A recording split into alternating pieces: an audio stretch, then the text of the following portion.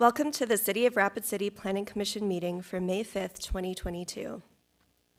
If any member of the audience wishes to speak on an item on the Planning Commission, I don't think we have a Zoning Board of Adjustments meeting today, so we're not skipping it. There just isn't one. If any member of the audience wishes to speak on an item on the Planning Commission agenda, there are speaker request forms on the table along the left wall. Please fill out the requests with the agenda number of the item you wish to speak to and hand it to the staff seated on the left of the dais. At this time, we would like to ask that if any member of the audience has a cell phone or other electronic device, that you either turn it off or turn the ringer to silent. If you need to take a call, please step out to the hallway so the meeting is not disrupted. Items 1 through 6 have been placed on the consent calendar and may be approved as a group. Action will be taken on all consent items in accordance with staff's recommendation by a single vote. Any item may be removed from the consent calendar by any planning commissioner, staff member, or audience member for separate consideration at this time. The findings of the planning commission are recommendations to the city council. The city council will make the final decision with the exception of the following items. Item 2, 22 PD 015. The planning commission actions on these items are final unless any party appeals to that decision to the Rapid City Council. All appeals must be submitted in writing to the Department of Community Development by close of business on the 7th full calendar day following action by the Planning Commission. Are there any items 1 through 6 that staff would like removed? No, thank you. Are there any items 1 through 6 that the Planning Commission would like removed for separate consideration? Okay, number 5. Are there any items 1 through 6 that any audience member would like to have removed from the consent agenda? No. The chair would entertain a motion to approve the consent calendar items 1 through 6 with the exception of 5 in accordance with staff recommendations. Okay, Karen made a motion to approve. Mike seconded. Any discussion on that motion? All those in favor, please say aye. Aye. Aye. Opposed? Okay. The public hearing on item number 5 is hereby opened. Oh, I'm sorry. Why number 5? Why are we removing it from the consent calendar? No, I have some questions about it. Okay. Yeah, I'd like to hear the briefing. Madam Chair, we can either answer John's question or we can give a full presentation on it. About 2 minutes. Pardon? 2-minute one. Okay. So this is a property that is located along Mount Rushmore Road. It's the McKillicuddy House property. I think many of us know that site. In this area, we have a mix of both commercial and residential uses. We're working towards changing as many of those as we can to commercial. We really don't want to see residential along that arterial street, especially the entrance corridor to the Black Hills and to Mount Rushmore. We are going to be doing an amendment to our comprehensive plan in the near future that will show additional areas for future use as commercial. When those homes do redevelop, that should be commercial development and not residential. In this particular case, this structure that does have a historic residential appearance has more of a commercial component to it. And their long-term plan is to use it more as a museum, have it as a venue for different bookings that may include weddings and other group organizations. So it fits nicely with the plan, and this then will allow them to use it in a fashion that is conducive to other uses that we see up and down Mount Rushmore Road. Does that kind of answer your question, John? Well, I just have some concerns. What about the south setback? It says legal non-conforming. Normally on these deals, when anything's changing, we require that they get a revision to it, and we would put it in compliance, and we're not doing that. Madam Chair, And if this were, it was legal nonconforming as medium-density residential, because that would require a 12-foot setback. But now that it's zoned commercial, there's a 0 side yard setback, so it's now legal. If this were general commercial and they were rezoning it to medium-density residential, they would have to get a variance before we rezoned it that direction. But in this case, the side yard setbacks in commercial are 0. And remember this, I think of the strip malls that we have throughout the city, where each suite is on a separate lot. They're all in the same building connected with common walls. That's why general commercial has a 0 side yard setback. Where's the parking plan? Again, this is not a land use review specific to how they're going to use it. When they go to change that use, they will have to secure a building permit. We'll review that then to see what's that operation of it, how much parking do they provide on site, and there may need to be a variance for that parking in the future, but there is parking to the east of the building right now. Okay.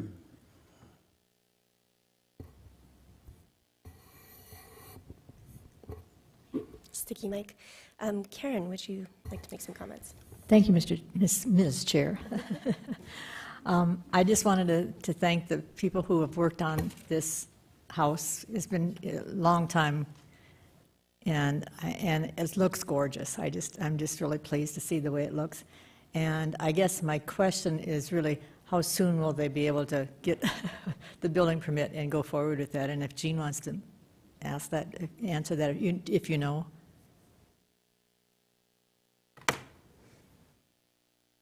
Jean, if you could identify yourself and give your address. Jane Kasloff, President, Historic Rapid City, 1015 12th Street. Well, COVID shut us down for like 2.5 years, but I now have, we're working on the inside and we're really moving along fast. So I'm hoping to be pretty far along by this fall with what we have to do on the inside. And so I don't have a definite time for you when it'll be finished. Thanks, Jean. At least it gives me some idea. Thank you.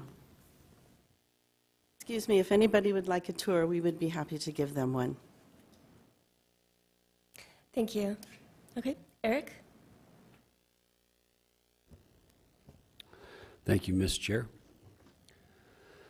So they say to do a restoration of a structure, whatever the metric of calculations are for time and cost should be taken by 1.75. I'm assuming that with a historic structure like this one, that factor is probably something like 3.75 in time and money to restore such a gem. I think the McKillicuddy House is a wonderful asset to the community. I do echo some of my fellow preservation and historic team, and also the comments made by my fellow commissioner about the parking requirement. There is a gravel area for parking to the east that Vicki mentioned, assuming that that would be paved if this is a commercial site. So that's my question. Will the parking be paved? So, Madam Chair? Yes, Vicki. The requirement will be that it is paved and as a part of that building permit, or again, they can come before the Zoning Board of Adjustment and seek a variance. What we anticipate, if this is a popular site for those types of venues that I discussed, there may need to be some shared parking agreements that they secure with other property owners in the area. If there's churches or banks or those things that can share parking after hours or on weekends, and typically that's what we see up and down Mount Rushmore Road, is people seem to try to work together to share that parking so that we don't have paved areas that are underutilized, because a lot of times there's just a different hours of operation. Usually people are getting married or having those kinds of receptions when the businesses are shut down. And so we'll work with them when they come in with their plan to see what's needed so that we adequately get this site parked. And at some point there, I would assume, need to be some improvements made to that surfacing so that we are accommodating the requirements of the ordinance, limiting our air quality concerns, and addressing drainage from this site as well. along those, sorry, You, Vicky? No, go ahead, Eric. permission to continue? Okay. So along those same lines, is there an accessibility aspect of the historic property? Can somebody enter from parking and into the facility who has mobility issues?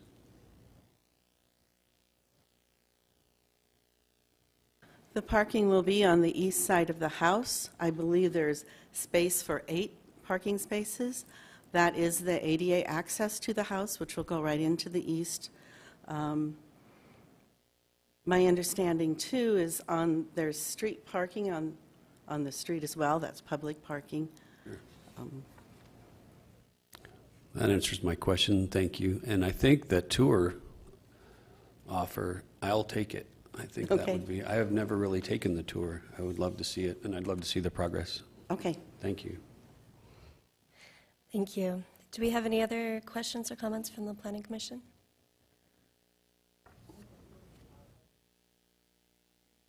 Madam Right. Chair, Yes, Vicky? if I might, I really appreciate Commissioner Herr's comments. I think they're well-founded. We do need to acknowledge that this is a residential lot that has expanded over time. If you look at it, there's some additional lot lines within this one legal parcel now, and it's something that we do have to look at. What I do appreciate is that as we're transitioning more and more commercial along Mount Rushmore Road, it sometimes does take exceptions to parking. And I think between what the ordinance allows, what the Zoning Board of Adjustment has fallen on as a compromise, it's allowed for many commercial businesses to sustain, and it's also allowing us to transition into more of a commercial venue along Mount Rushmore Road, which is what would be anticipated in this area of our community. Some of that residential that exists long-term will go away and should go away. Thank you, Vicky. And as I understand it, this is also kind of getting the cart before the horse because it's just a rezone. I mean, we're not looking at actually the site plan or anything like that. So, but I appreciate all those comments. All right, so Karen made a motion to approve the rezoning request. Okay, I'm going to give it to Eric this time. Oh, I'm sorry, Vince. Do you have a question? Oh, thank you, Ms. Chair. Yes, so I noticed that, I mean, there is a parking lot that is to the, would it be to the east of the property there? Is there intention to use that for these events? I mean, that would have to be coordinated with Correct. the Black Hills Community Theater and other organizations that use that building. Madam Chair? Yes, Vicki. Exactly, and that's a good example of where there may need to be some shared parking. So the city staff will help in any way we can to facilitate those conversations so that the site is adequately parked. And let's say that they have the 8 on-site parking spaces, and we've not seen that site plan to see just exactly if those all meet code or not, but if they come into the Zoning Board of Adjustment and they say, hey, worst case scenario, we need 20 parking spaces, we've got an agreement that we can use 10 over here, we've got 8, we're asking for a variance, and our justification is there's street parking that's available for anybody. Our events are after hours, that parking is available at that time. You've seen those discussions before. We anticipate having similar discussions with this site as well. Okay, thank you. I saw you reach over there, John, but I don't see a light up. Do you have Yes. a question? or comment? What would be the required off-street parking based on the information you have at this time? Until we see the specific use of the square footage, we can't compute that parking. But typically, for those museums, retail, we're looking at 4 parking spaces per 1,000 square feet or 5, right in that realm. Okay. Okay, so we have a motion on the floor. Do we have any other questions or comments regarding the motion on the floor?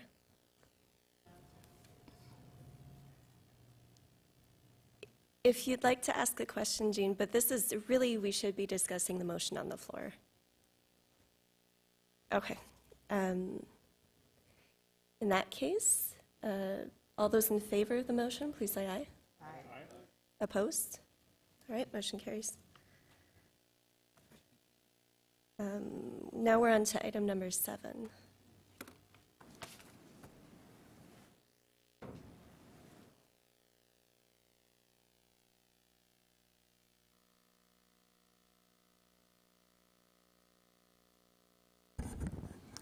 Morning. Kip Harrington, Long Range Planning. Item number 7 is 22 UR 007, which is a conditional use permit to allow medical cannabis dispensary located at 1565 Haynes Avenue, Suite A.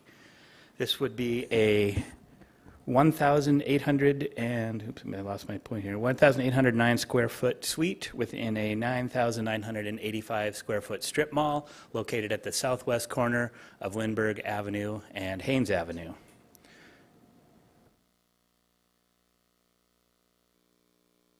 The property is zoned general commercial district. The future land use is mixed use commercial. And Haynes Avenue is classified as a principal arterial street on the major street plan. This shows the layout of the strip mall and the parking and the truck movements. They are meeting all parking requirements. This is the proposed floor plan of the proposed dispensary, showing that they have secure entrances and exits, and it is all contained within one unit of the strip mall. Exterior elevation showing the proposed signage. This would be in the southernmost strip or suite of the strip mall, formerly a Jimmy John's sandwich shop. There are 2 operating casinos, or 1 casino in the middle part of the building, and then the north suite is currently unoccupied. Landscaping plan, they are meeting all landscape points. And here's some site photos. You can see the suite is for lease, the casino next door, the conditional use permit sign was posted on the property. This is looking across Haynes Avenue to the east, looking north along Haynes Avenue towards I-90, and looking south along Haynes Avenue towards Anamosa Street. As a reminder, medical cannabis dispensary is a permitted use in certain locations, but however, if it's within 500 feet of a park, school, church, or residentially zoned district, it is then a conditional use. This site is located within 500 feet of a residentially zoned district, so that is why it is before you today. As a little bit of history, on December 9th, you previously, or the Planning Commission previously, considered an application for this exact same suite and approved it. However, that Planning Commission decision was appealed to City Council, who then on December 27th upheld the appeal, thereby overturning Planning Commission's decision. The applicant has brought this back for reconsideration. The applicant is in the audience and may have filled out a speaker request form, is available for any questions, as am I. As we did in the last time, staff recommends to approve this application with the stipulations as outlined in the staff report. Madam Chair, if I might add. Sure. So you may also recall that the City Council took action on the number of licenses that would be allowed within the city limits, and they fell upon the number 15. At the time that this application and many others were appealed to City Council, there was a high number of requests that were being submitted throughout several areas of the city, some within close proximity of each other. Council looked at some of those saturation issues and some of those concerns with impact on neighborhoods, residential neighborhoods. Now that we know who has the licenses, this particular license holder is moving a license to this location. So what was drawn at the lottery was for an alternate location. But this is a more desirable location for them because of the commercial component of this neighborhood. And there will be no more than 15, but this will move it to a more desirable location. So I say that in part because we have Councilman Weifenbach here, and this is something that may be considered at council if it should be appealed again.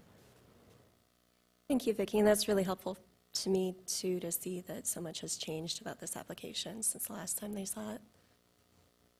And thank you, Kip. Do we have any questions specifically for Kip? Eric? Thank you, Madam Chair. A couple of things. I assume that drive-in window is going to be boarded up or taken out. That used to be a part of Jimmy John's. And I see an arrow kind of pointing right next to it, like that's going to be a drivable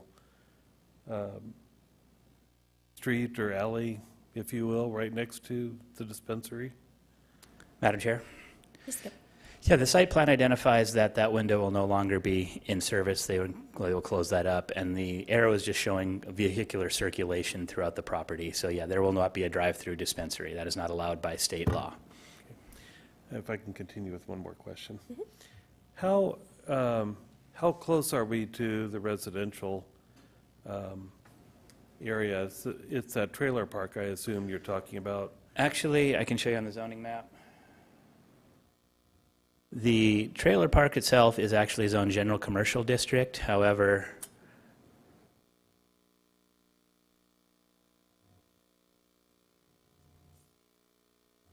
there are residentially zoned properties here and here, and the distance is approximately 400 feet. I see. So they're within the 500-foot buffer. Thank you. No more questions. All right, and then Eric. Terrible joke coming. Thank you, Madam Chair. Can I get into the weeds just a little bit on this one? Sorry. Refresh my memory as to the leap from medical cannabis to recreational cannabis if there's a change in the law. Does that go part and parcel to this conditional use permit? Sorry to ask such a complex question, but maybe enlighten me. I will defer to Director Fisher on that, please. Okay. Facilities only. If it should be deemed that recreational cannabis is going to be allowed in the state of South Dakota, we will have to create an ordinance specific to it. So I would assume if someone were to come in and want to convert this to a recreational cannabis facility, they would have to be reviewed again by the Planning Commission. Takes on a different component when it's open to the general public. That answers my question. Thank you. Thank you. I have a question. It's really just more of a, I don't know, curiosity. Are drive-through liquor stores, is that a legal option for, because I mean, I know of them. You know, there's one that's my favorite, but is that something that's allowed currently? I apologize. I didn't understand or hear quite the first part of your question. Drive-through liquor stores. You know, I'm just, because marijuana has been equated both with pharmacies and liquor stores. Obviously, you can have a drive-through pharmacy. This is state law. We're not going to change anything here, but it's just really more of a curiosity. Yes, currently you can have a a pickup window at a liquor store and a pharmacy. Perhaps in time, as we see what this looks like in our community, that might change, but right now I think everyone is falling on the side of caution, and the state regulations where they just want everything completely contained for security purposes. I think because this is one of those medical drugs that is used for recreational purposes in many states, and so it's just protecting it and keeping it safe and secure. So it's got to be locked up tight at all times. Okay, thank you. I was just curious. I don't have any additional lights up. I do want to mention Havenstuck is abstaining from items 7, 8, 9, and 10. And then I also have a speaker request form for items 7, 8, and 9 from Emmett Reistroffer. So if you would like to come up and say your piece, please. And please identify yourself by name and your address. Good morning, Emmett Reistroffer. I'm with Genesis Farms. We're based at 371 America's Way in Box Elder. Nice to see you all this morning. I'll keep it very brief. So I am the applicant, and I was here back in December with the same location. And like Vicki said, we've worked through the process. I think we're all really glad that the main part of the process is over, but now we're trying to get our business up and running as the program is trying to get up and running at some point this year. So Part of that process is we would like to utilize the ability to transfer our licenses to new locations, which is allowed by the city, and that's why we're here before you today. I believe I may be the first applicant to come since the lottery. So I just wanted to say we're incredibly lucky to have been selected to operate 2 of these dispensaries. I understand the responsibilities associated with this type of business. I've tried my best to express that through the application and through our business plans that were submitted. We're now focused on finding the best locations. With 15 licenses in the city, we believe it's important to spread out so there is not saturation in any one area, and to really be in commercial areas. That's where folks go to buy their groceries, their clothing, other things, and so I think it makes sense that these dispensaries be in generally commercial areas. This one is also close to the interstate that I think will make it convenient for patients in nearby communities as well that will come into Rapid City to buy these products. I think the main point that I just want to emphasize, I went through the staff report and read the entire thing. I do believe there's an adequate buffer between the parking lot, the Goodwill store. There is no visibility from the residential zone to the front of the dispensary, either the entrance or the signage. Ultimately, I believe having a dispensary at this location will increase safety and security for everyone who lives and works in that area. We will have a very strict no loitering policy, a no consumption on-site policy. We'll have adequate lighting, security systems, and even an on-site security guard when we're operating. So I think that will help just the area with safety and security in general. But ultimately, I think really it's about the buffer today, and I do believe there's an adequate buffer. We're facing Haynes Avenue. It's a commercial corridor. We're not far from big box stores, from Rushmore Mall, and it really is a convenient location. So I'm happy to answer any questions about this location, about the floor plan. There definitely is not any drive-through. That is correct. We're just focused on medical patients right now, and as it evolves, I hope to be part of the discussion in the future if South Dakota does change state law as well, but we're just focused on patients right now and finding the best locations. Thank you for your time. Thank you, Mr. Reistroffer. Do we have any questions specifically for him? Okay, Eric? Thank you, Madam Chair. In regards to loitering, I can see that being an issue in a couple of your sites that you actually have here. And how do you plan on enforcing that? Are you going to have your own security guard present at that? You know, are you working closely with the police department? I mean, what do you consider loitering? I mean, just kind of dovetail on that, please. Absolutely, and I do have experience with that at other locations because I've been in the business for a while. So it's kind of a multi-pronged approach. The first thing is making it clear to everybody who's on the property. So we'll have signage right on the front door that says no loitering allowed. We'll do regular parking lot patrols. Of course, at the beginning and end of a shift, we'll just want to pick up trash in the parking lot, make sure it looks nice. But at the same time, looking for suspicious activity. Is someone sleeping in a vehicle in the parking lot? Is someone just, hanging out? But making it very well known, being proactive. I think, you see the current tenant is a casino. There's limited staff in that type of business where we're going to have a lot more staff.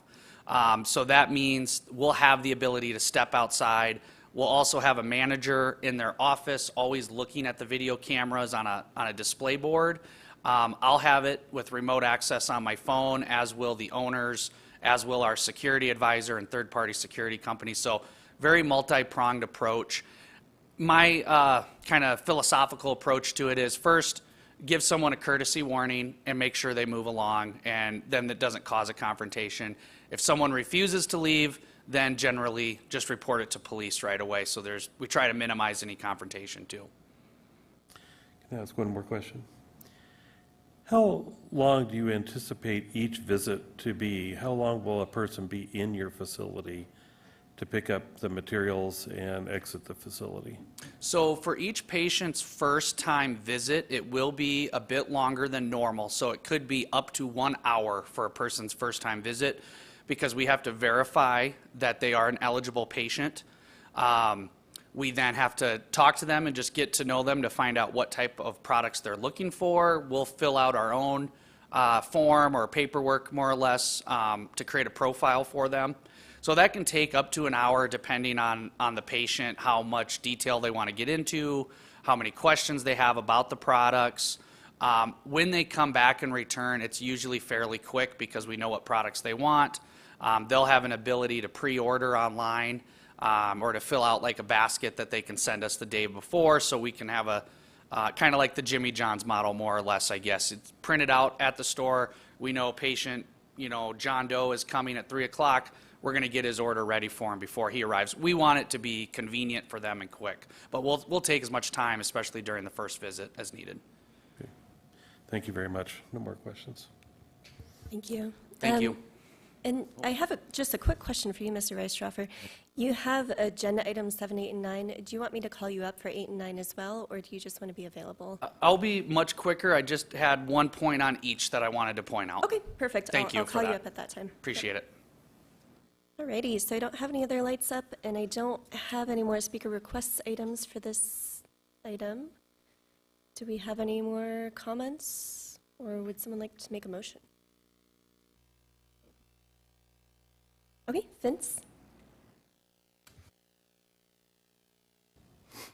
Thank you, Madam Chair. Have we had any feedback from the neighbors in this neighborhood? Madam Chair? Yep. We have received no public comment on this application. And again, this is not the first time that we've looked at this location. That is correct, and we received no public comment previously as well, other than the appeal, which, as you may recall, every single dispensary that was approved was appealed to City Council. Was it appealed by the neighbors, or was it appealed by someone within city limits? We're not sure. There were multiple appeals on multiple properties, but again, anybody anywhere can appeal any decision for conditional use permit, so we didn't track where they came from or anything like that, but we did receive multiple appeals on multiple properties. And I guess I was wondering about the other location that was approved for this applicant. Where was that location that he wants to move it from, that location to this one? I will defer to Mr. Reistroffer on that. I know they received multiple licenses at multiple different locations, but again, they're trying to find the best location for those licenses. As they did with other applicants, they used as many locations as they could to try to increase their chances of drawing a license in the lottery, and then a lot of them with the intention of then moving that license as is allowed by state law and city ordinance. Right, I remember, I understand all that. Okay. I was just curious as to where the applicant had a location that was approved and now is saying, I'd rather do, and obviously for commerce. We received 2 licenses from the city and the state. One is for 2205 North La Crosse Street. So that's currently Puerto Vallarta Restaurant. And the other one is 609 Mountain View Road, which is currently the casino attached to the Corner Pantry gas station at Bacon Park. Okay, thank you. Thank you. No further questions, thank you. Great, thank you. Alrighty, I think I'd like to entertain a motion, if anyone has one.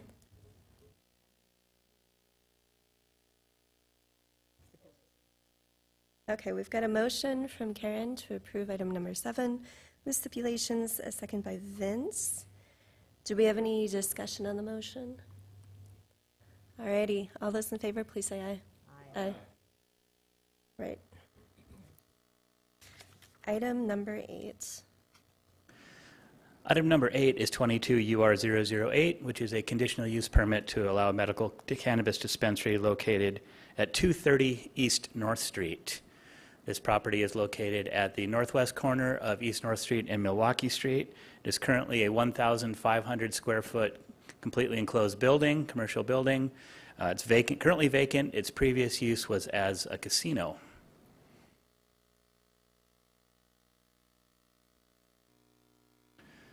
As you can see here, the property is zoned general commercial district. However, it is immediately adjacent to a residential zoning district, which is an apartment building located across the alley to the north. Future land use is mixed-use commercial. And East North Street is classified as a principal arterial street on the city's major street plan. This is the site plan showing the truck turning movement, and existing signage, and existing building. Again, the layout of the building showing a secure entrance and a secure exit and everything contained within the building itself. This is a markup of what the proposed signage is, and you can see the existing building there. And the proposed landscape plan where they do meet their landscape requirements. Took some site photos the other day. You can see the conditional use sign posted in the window. You can see someone loitering, so Emmett will get on that. Looking across the street to the south on East North Street to a restaurant. This is looking west along the commercial corridor of East North Street, and then looking east along East North Street as well. Similarly to the previous application, this location was reviewed by Planning Commission, was approved, and then subsequently appealed to City Council. City Council upheld the appeal and overturned Planning Commission's decision. And again, they have a license in a different location, are looking to move it to this commercial corridor, and like Mr. Reistroffer said, they're trying to spread their licenses out throughout the community along commercial corridors. Again, available for any questions on this, as is Mr. Reistroffer. Great. Thank you, Kip. I've laid up from Eric Ottenbacher. Thanks, Madam Chair. I'm concerned about this location. I've seen a dramatic improvement in this East-North Street corridor, and I think everybody has worked very hard to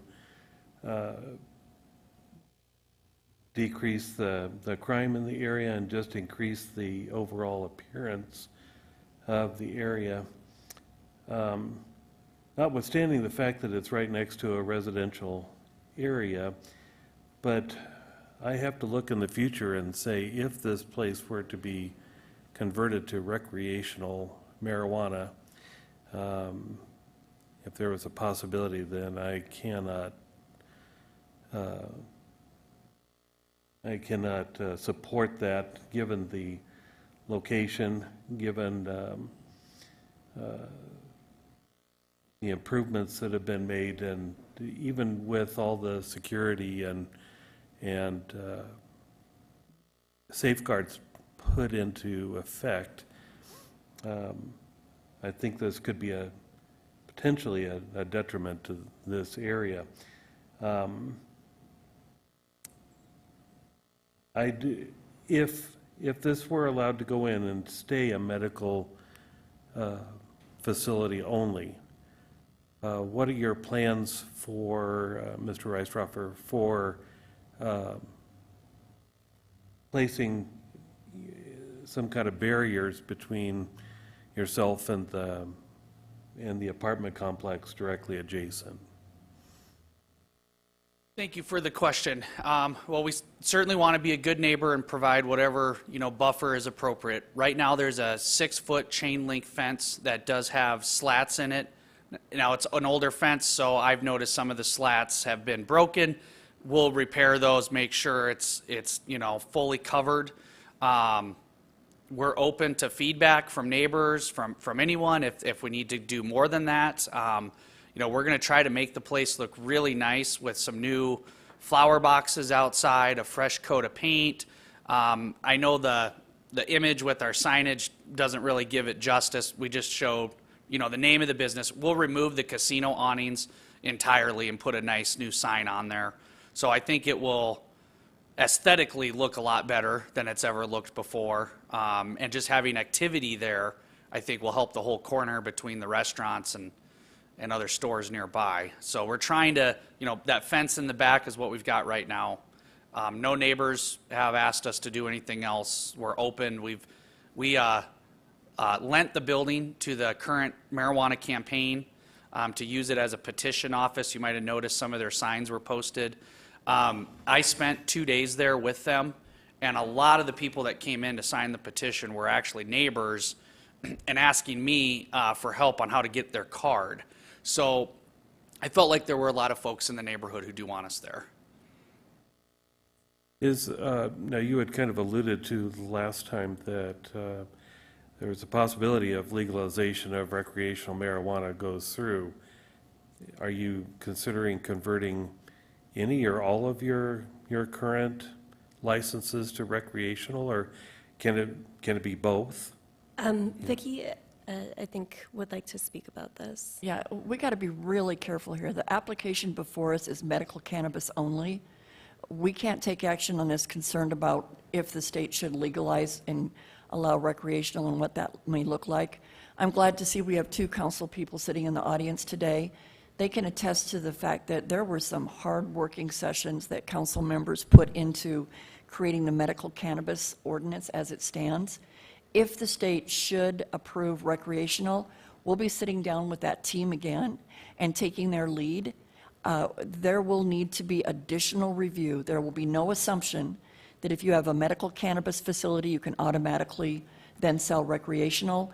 Again, there will be consideration. I anticipate you will see those as a conditional use permit or an amendment to an existing conditional use permit because it is a different element. But I just really want to caution that we can't take action on something with perceived or anticipated concern on something that isn't even of law yet in the state. Thank you, Vicki. I really appreciate that. Thank you. No more questions. Okay, and then Eric. Thank you, Madam Chair.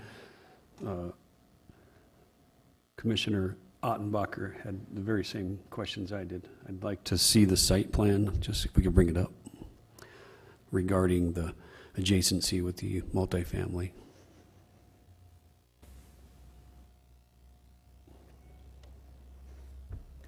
So this shows the site plan. The structure is located pretty much in the center of the property. And as Mr. Reisdorfer alluded to, there is an opaque fence, 6-foot tall fence along the alley line separating it from the apartment building to the rear. Parking also provides a buffer there, and again, it's located on a commercial corridor, and the signage itself is not really visible from those properties. The signage on the front of the building is here, and then there's also a pole sign located right here that faces along East North Street. Thank you, Kip. I do applaud the development of the site and inclusion of landscaping. I think that's a nice touch. The opaque fencing is a chain link with the inserts. As I understand, that is a visual barrier, and it's a perceived barrier between this lot and the alley. So it's a step in the right direction. That answers my questions, and I appreciate the time. Thank you. Okay, thank you. And then I have a light up for planning staff. Would planning staff still like to speak? I just forgot to turn my light off. All right, and then we have Karen up next. Thank you, Madam Chair. I just want to say that I've seen this property over years, and it's changed hands and uses. It's always been commercial, but it's just been a different place every so often. It just changes. And I think, given what the gentleman has talked about as far as security and as far as trying to make it look better, I think this would be an improvement. At least there's some medical component. It's helping people compared to a casino, which I don't know that that's necessarily helping anybody over time. So I think this is a much better use, and I applaud the change in location, or change in use at this time. So thank you. Thank you, Karen. Vince? Thank you, Madam Chair. And maybe Mr. Reisdorfer would probably be the best person to educate us on this. And I notice Kip's in the audience too. But so what's the process for getting? I have pain. I go and now I want to use medical marijuana. What's the process for me to get that? Thank you. It's an excellent question, one that a lot of people are asking. So last Sunday, Kit and I went on to KEVN and talked for quite a while with the talk show about this. And the first thing is South Dakota's Department of Health has a website. I believe it's sdmedicalcannabis.gov. If I remember right, Kit nodded yes, so that's it. So the first thing is we try to send everyone to that website so they're getting their information straight from the source. But to really break it down, the first thing is a patient talks to their primary physician. That physician either provides the recommendation or they provide a referral to another physician who wants to make the recommendation, or they say no. So it can start or stop at the doctor's office. If you get the recommendation, you then the doctor has to register with the Department of Health, submit some paperwork. The Department of Health verifies the doctor's recommendation as valid, and then the patient has to sign up online. If a patient can't go on the internet or use the computer, I believe they can mail a packet to the patient. That takes a little longer. I know some folks that did it and had their card in about 10 to 15 days from the time they got their doctor's recommendation to getting it mailed back to them. So it's really talking to your doctor, registering with the Department of Health, answering all their questions, paying the fee, of course, and then waiting to get your card back in the mail. But if you come to my store and you do not have a patient card that I cannot verify from the state, you will be denied access, unfortunately. At best, I'll try to see if the state has some pamphlet that we can hand out or something to tell them, here's the website to go to, but they won't be allowed past the front door. Okay, that was my next question. Yep. Thank you. Yeah. All right, thank you. Madam Chair? Yes, Vicki? Maybe Emmett could also clarify that based on state law, there is a limited list of medical conditions that warrant this medication, so that there isn't that physician that would just grant a card to anyone that stubbed a toe. That's a great point. There's actually a difference in how many states have done this as well. In South Dakota, it has to be a South Dakota doctor, and it has to be in person in South Dakota. So there's no telehealth doctors that you can just go online and hire a California doctor, for example. That is not allowed. So they've really set a high standard to make sure it's South Dakota patients and South Dakota doctors. And I can't recall all the conditions offhand. There's several. The department has a process to add conditions as well. If people petition the department and say, here's another illness or condition that we think would benefit. So cancer and MS are probably the two most well-known. Okay. Well, it sounds like when 70% of South Dakotans said that they wanted medical marijuana, there was a lot put into this project and to get it where it is today. So it was well thought out, and you continue to work out those little issues such as where they're going to park and how they're going to affect this particular neighborhood. So I appreciate the effort that you're putting into it. Thank you. Thank you, Commissioner. Thank you. And do we have any other Planning Commission comments or questions? All right, Mike G. Thank you. Was there any public comment on this one as well? Yeah, Mr. Rice-Straffer, when we're all done. Well, no, I'm from the neighborhood I'm or sorry. anything like that. No, we did not receive any public comment on this application. Okay, thank you. Okay, any other Planning Commissioners? Mr. Rice-Straffer, if you'd like to, you can now come up and say your piece. Covered everything already. You're good. Okay, thank you. All right, Eric Hickes made a motion to approve with staff stipulations, and then Vince seconded.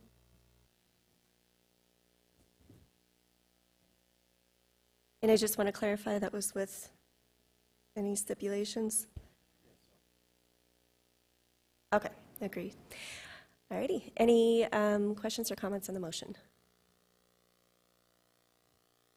All those in favor, please say aye. Aye. Opposed? 1 no. From Eric O. Okay, item number 9. Thank you. Item 9 is 22 UR 009, which is a conditional use permit to allow a medical cannabis dispensary located at 771 Mountain View Road in the Bacon Park Shopping Center. This proposed use would be in a 450 square foot outbuilding located in the southeast corner of the property. The entire property is zoned Shopping Center 2 district. Future land use is mixed use commercial. And this is located at the corner of Mountain View Road, which is classified as a principal arterial on the city's major street plan, and Canyon Lake Drive, which is classified as a minor arterial on the city's major street plan. This is the site plan of Bacon Park Shopping Center.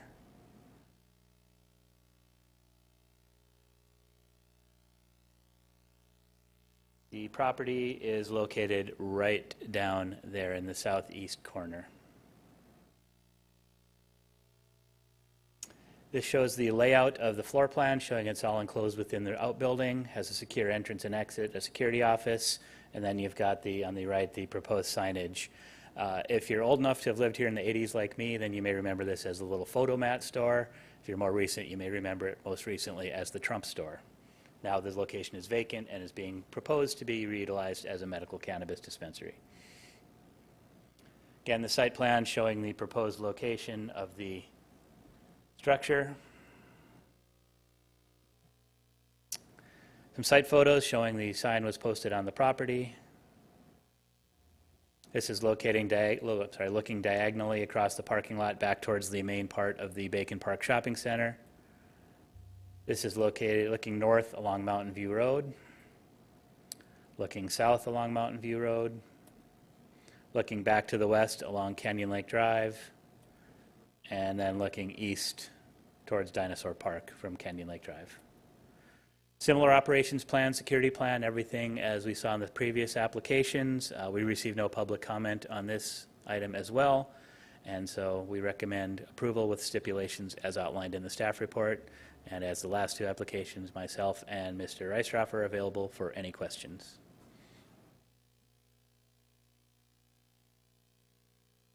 Oh, and it's a little history on this. Yes, that there was a different location that was approved by Planning Commission in Bacon Park. It was one of the suites in the main structure of the shopping center. However, that one was appealed to City Council and was overturned by City Council as well. So Planning Commission had previously approved a CUP on this property, but in a different location on the property. That was a suite in the shopping center. This is in the outbuilding and self-contained building. Okay, thank you, Kip. And my screen just went to sleep. Do we have any planning commissioners who, okay, Eric Heckes? Thank you, Madam Chair. That location, I think, we were really soul searching when we were doing some redevelopment there with Angela Poches. She was the architect for Bacon. And we couldn't come up with anything as creative and innovative as this, I think. We thought an ice cream place would be a good solution, but I think the revenue and tax base for this facility will far exceed a ice cream place. So I just want to applaud the ingenuity of that location. Thank you. Madam Chair? Yes, Kip? If I may add one more thing, the reason this is a conditional use permit is this is located within 500 feet of a park. As you can see that on the aerial photograph, that the majority of the park use adjacent to the property is a big, large drainage area right here. The main use of the park would be the shared use path, greenway path through there, but again, there's significant buffering. And then there's some other park activity located here. However, there's a large berm located along the street, so it's not really visible from this location. Again, it's within 500 feet, but the actual location of the structure is not really visible from any of the parkland. And the playground equipment is quite a ways away too, isn't it? Yeah, that is correct. I don't even believe the playground equipment is shown on this aerial photograph. Alrighty, thank you for the clarification, Kip. So next on my list is Eric Ottenbacher. Thanks, Madam Chair. Each of your sites is responsible for rendering the product unfit. Is that correct, sir? Okay. This is considerably smaller than your other sites. But it's going to be able to handle the same amount of product that the other sites do? Yes, thank you. So our policy is to minimize waste as much as possible. At the dispensary level, the only time we would have marijuana waste is if a product package were ripped or contaminated or even mislabeled. We would quarantine it into a container that locks and says quarantine. That sits in the vault. Really almost just a filing cabinet size type storage area, so it is a pretty small footprint. We would want to send that back to the cultivation facility within 24 hours. So there's never an accumulation. Even though we have waste policies and procedures for the dispensaries, we're required to. Our intention is to transfer it back to the cultivation facility where we do actually have ongoing waste needs, and it can then be transferred back to the inventory there, quarantined, destroyed there in an industrial grinder and mixed with dirt and sand and things like that. So hopefully it never should be a problem. How much product do you anticipate having on hand at a particular facility? So thanks for the question. This location, you know, you may have noticed we have 2 licenses and we applied for 3 locations. So if I may kind of provide some other context to answer your question.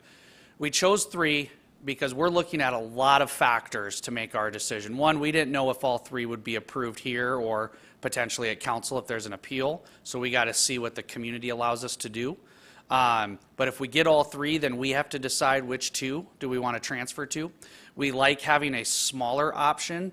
As every business person knows, you want to operate as lean as possible, especially when we're, you know, not making a profit for a long time. So this location, as we look at patient numbers, last week when I checked, we were still short of 500 registered patients in the state. Give it a few more months, that might get up to 1,000. So if we have several thousand patients in Rapid City, we'll probably want to move into the bigger locations that were already before you. If we stay at a smaller number, we may want to use this smaller location because we only anticipate, you know, 3, 4, maybe 5 patients a day. So I hope that, so how much would we store on site is based on how many patients are registered in the area and that we can anticipate will come through. The nice thing for us out here in Rapid City is our wholesale facility is just 15 minutes away in Box Elder.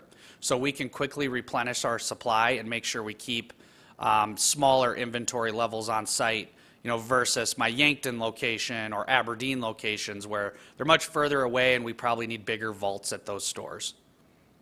Thank you very much. Thank you. Thank you. And then Vince, your light is up. Thank you, Madam Chair. This is not a high pedestrian area. I rarely see people just walking around this area. And there is urgent care right across the, you know, within 100 feet. So, I mean, it coincides with the use of medical purposes for marijuana. And I don't want to mention recreational. Sorry, let me back up. So this is a, you know, a location where my physician, I go to urgent care, I got pain, I could just walk right across the parking lot 100 feet and get something filled, with, you know, legally with my card. So, all right, this is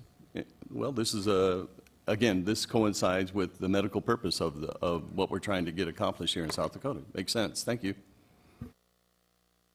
Thank you, Vince. And then I don't have any other planning commission lights up, so Mr. Reistroffer, did you want to take another opportunity to speak? No. You all good to go? Okay. Well, having no other lights up, no other planning commission. Motion to approve. Vince made the motion with stipulations. Eric seconded. Any discussion on the motion? All those in favor, please say aye. Aye. Aye. Opposed? All right, carries. Number 10. And now for something not quite completely different. Item 10 is 22 UR 010, which is a conditional use permit to allow medical cannabis cultivation and manufacturing facility, not a dispensary. So this is located at the southwest corner of Seeger Drive and Emerson Lane when the property is currently devoid of structural development.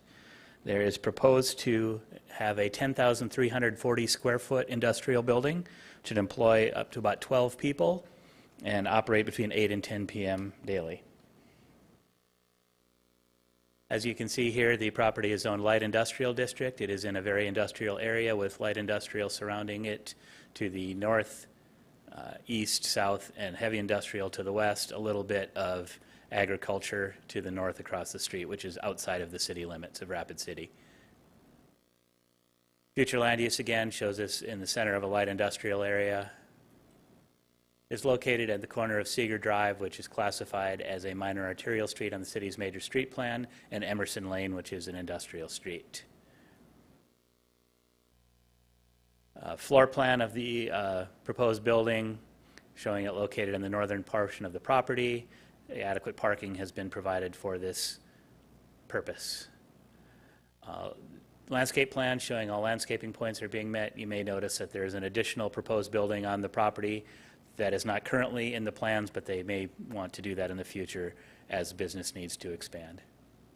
In which case there will be a major amendment to this conditional use permit to allow the second facility, and that will come before Planning Commission if this so happens.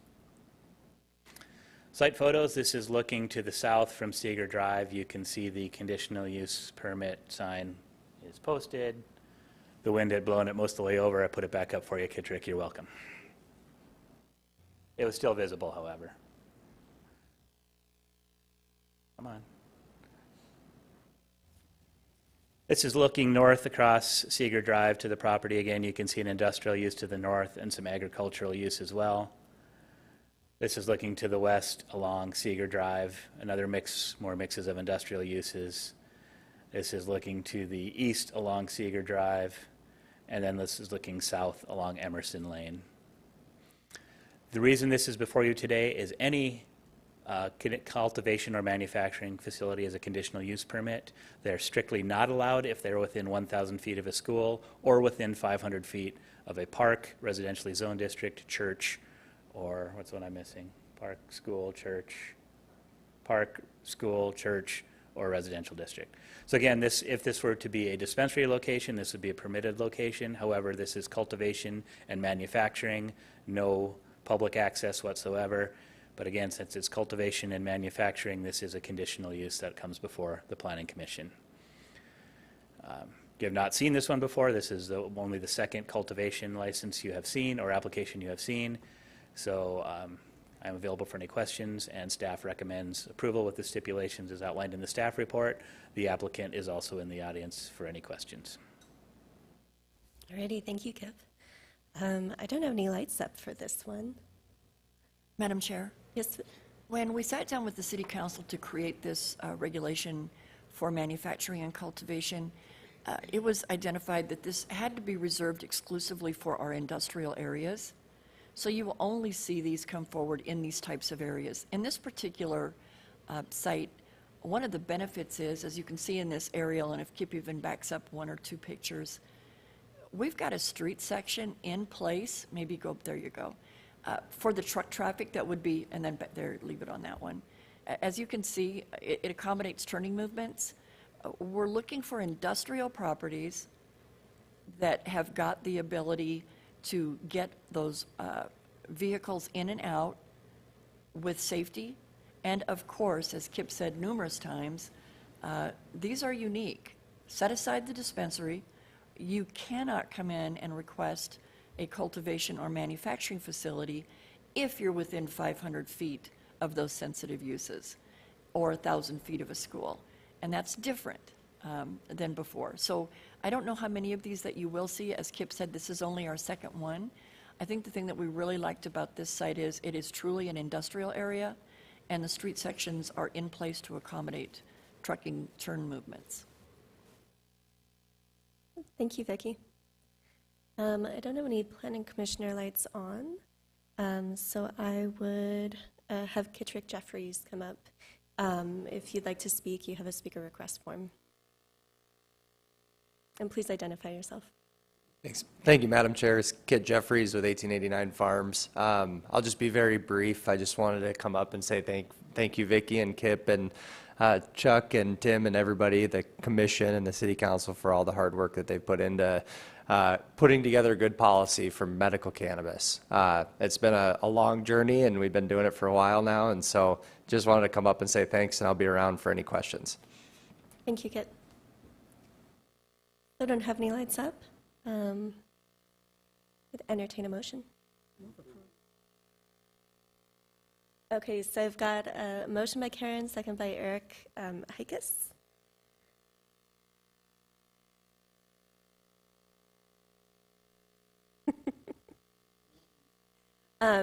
So the motion on the floor is to approve with staff stipulations. Is there any discussion on the motion? All those in favor, please say aye. Aye. Opposed? All right, it passes. I believe that's the end of our regular agenda, and now we have Planning Commission discussion items. So just a couple things, Madam Chair.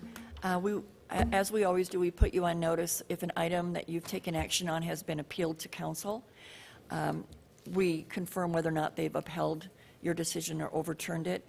2 meetings ago, the City Council did overturn the decision of the Planning Commission to approve 22 PD 047, which was to expand the mobile home park on South Valley Drive.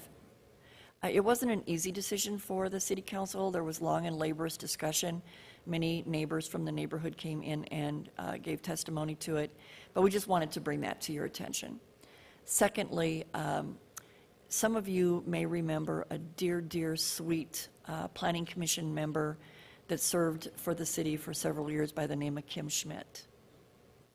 Kim had been struggling with a long illness, and she lost her battle this last week.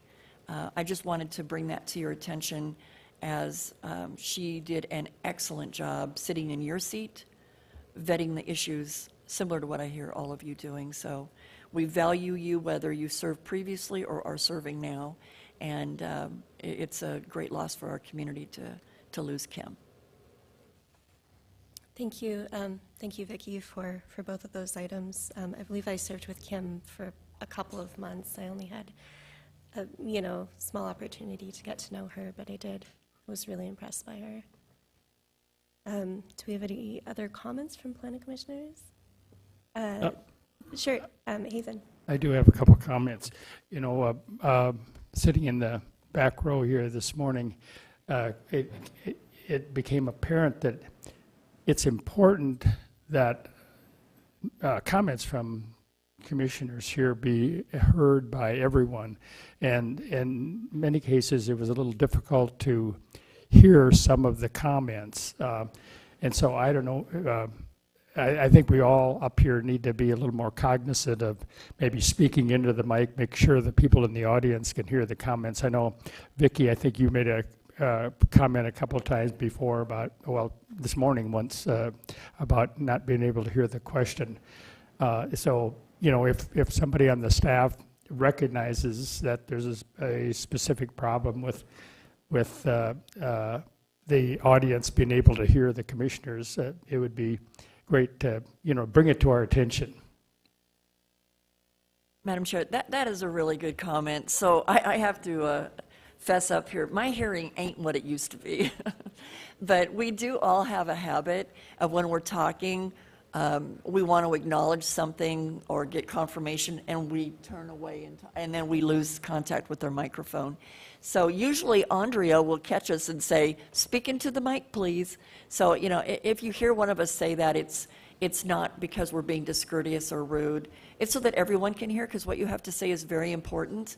And for us, we need it to be on the recording so that when we do the minutes, we can capture what you said. It's a wonderful comment. Thank you, Haven. This is a great comment, and I've been at plenty of different, political meetings and such where there's always someone who is loud, very vocal in the audience who's like, speak up, we can't hear you.